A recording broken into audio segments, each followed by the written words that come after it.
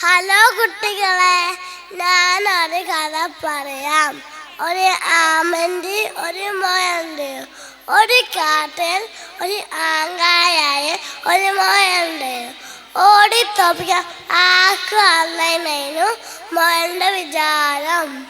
ഒരു ദിവസം കാട്ടിലെല്ലാവരും വിളിച്ചു പറഞ്ഞു, ഓടി തോപ്പിക്കാൻ ആർക്കാണ്ട് മുമ്പോട്ട് വരൂ, മുമ്പോട്ട് വരൂ. അപ്പം അത് കേട്ട ആമ പറഞ്ഞു, ഇന്ന് തന്നെ മോയിൻ്റെ അംഗം ഇന്ന് തന്നെ തീർക്കണം.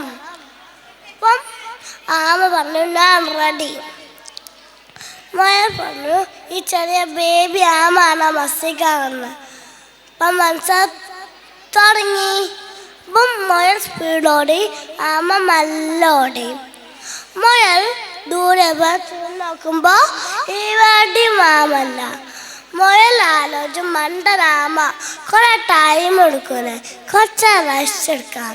റെസ്റ്റ് എടുത്തപ്പോ അറിയാതെ ഉറങ്ങിപ്പോയി. പിന്നെ ആമ മല്ല മല്ല മല്ല മല്ല മല്ല ദൂരത്തി ജയിച്ചു. മുയൽ ജയിച്ച സോണിട്ട് നെട്ടി ഇണീച്ചു പോയി. അപ്പം